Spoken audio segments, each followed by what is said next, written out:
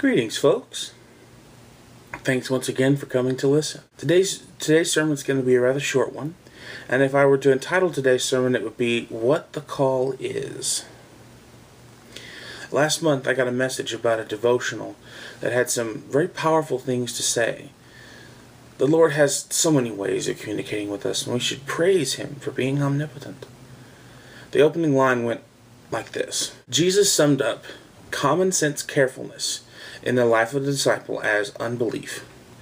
Please note the phrase common sense carefulness. Something we would deem a useful, productive path through our energies is actually something that stops God from being able to work in our lives. This unbelief says to God, I don't trust you with the minutiae of my life, which is the same principle that He holds for us. Whoever is faithful with a little is also faithful with much, and he who is dishonest with little is dishonest with much. That's Luke 16:10. He holds Himself to the same standards that He sets for us. It makes sense that He would operate under the same set of rules as He expects us to operate under. And if we can't trust Him with things that we deem small, what would make us think that we can trust Him with big things like mindsets or giving us the desires of our heart? And it's better that I don't open that can of worms just yet. Now, He's operating on a plan we can't see. We have to trust that the plan that He's working is for our best interests, and what He's doing for us is exactly what He needs to complete His will for the world. About a month ago, I was having breakfast in a local restaurant. I met a man of God whom I trust, and whom I believe to be very close to God, willing to deliver this message to me. His name was Scott, and he used a phrase that made supreme sense to me, and I thought for a moment there God was actually speaking to me Himself. The phrase was, if you will die to yourself every day and let me do what I want to do in your life today, don't worry about tomorrow. I'll meet you there when it comes. When I'm done, you'll be transformed in the twinkling of an eye, and we will go about our Father's business and change the world. This quiet breakfast turned into an hour-long discussion about how we believe God is working in our life. And I've always believed in listening to elders and gleaning from their wisdom. Taking that, this is what I've learned the phrase abandon means.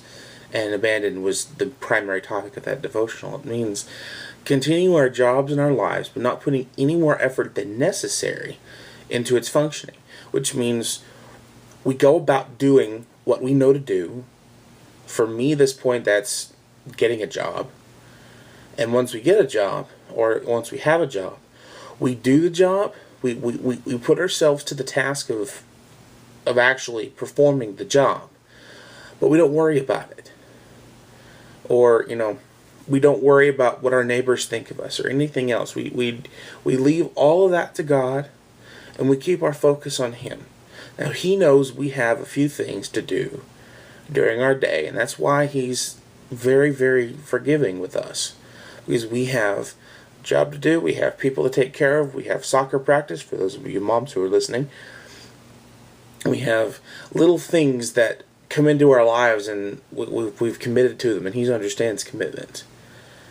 But we don't allow these things to clutter and choke our focus from God. Now, specifically, worrying or fretting in our lives is a problem, and that's what God's trying to get us to do, because the only fretting we should be doing is on a guitar. Anyway, this also ties into the allow the children to come to me concept.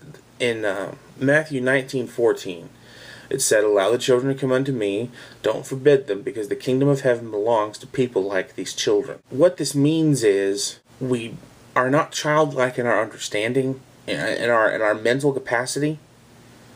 We are childlike in our trust. Because if you are a single mother, or a mother in general, you remember the times when you were bathing your child, or you've taken them somewhere and they've just soiled their diapers. There is an